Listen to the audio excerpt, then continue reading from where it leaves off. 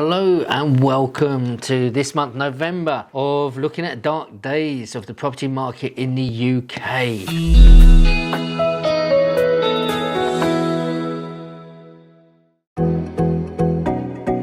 Look, there's not much better news that I can bring you other than we have to prepare ourselves. It is a time to think, take stock of what we've got, to assess our own portfolios. Can we maximize them? Can we rent them out, service accommodation? Can we turn them into houses of multiple occupation? Can we find other property? So look, I did mention, I'm not going to go too much into it. There are some great planning changes under permitted development rights. And if you've not heard of this, go onto the government website, read up on permitted development rights and start to understand a little bit what it means and what you can do with offices and doctors' surgeries, shops, cafes and these sort of things. They used to come under E-class, a classification of looking at those types of properties under E.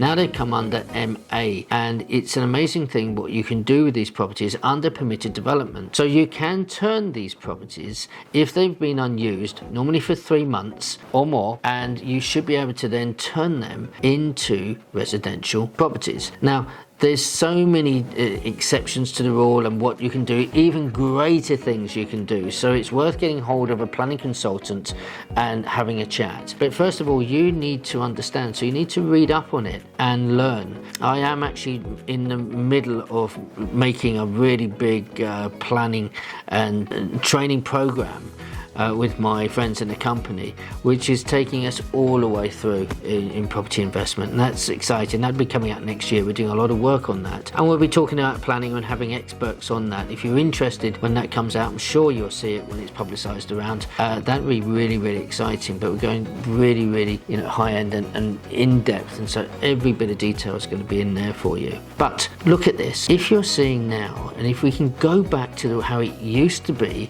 in the commercial to residential setup. So what we used to do, if you look at a project, 100% of a project, you used to buy for a third, so 33%. So let's say there's a property there for £100,000. You used to be able to develop that by a third, so you spend another £100,000 on it, and it'd be worth a third more. So you would make £100,000 profit. If we can get back to that, or similar to that, that's going to be really, really powerful.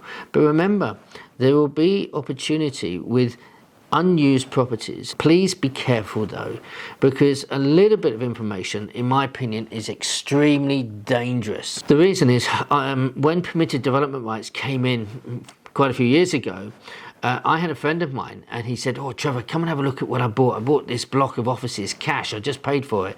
And he spent a few £100,000. So I went to have a look at it and I said, "My friend, you will never be able to convert this into apartment." Now remember, under permitted development rights, even back then, you could turn a commercial property, office block, into apartments. But there are exceptions to the rule. And this is why you need to investigate, you need to talk to the right people and get this right. Otherwise, you buy something because you think it's such a great deal, which he did, and then you got egg on your face, because when you go to put the application in, it's not the normal planning. You have to do a lot of work, but the council aren't going to say no because you're doing it under permitted development rights, providing you've got everything right. So what happened with this friend of mine that bought this office block? Well, he thought, yep, I can buy this and I can go straight in, put the application and do it. And I said, "No, you can't."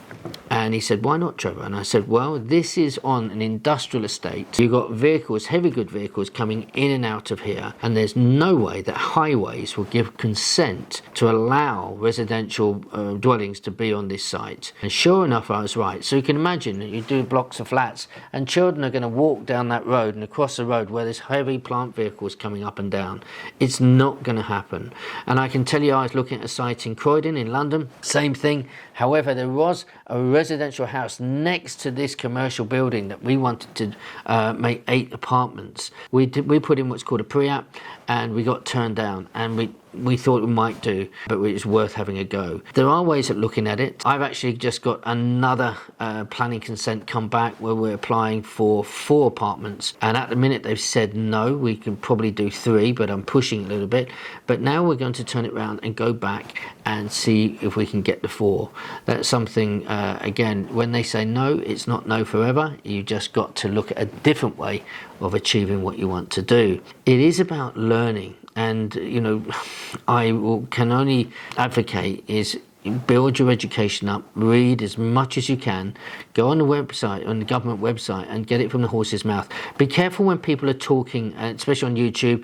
If they have a little bit of information, that can be dangerous. So you do want to establish it for yourself, or go and pay for that advice with someone that you know and trust, or someone like a planning consultant whose job it is to understand these particular things. Lastly, I had a meeting with an architect just over a week ago, looking at another site for potentially over 20 properties. It was interesting because he was a planning consultant as well. They employ architects, but he said, look, he'll have to go and check up on the legislation around permitted development. Why?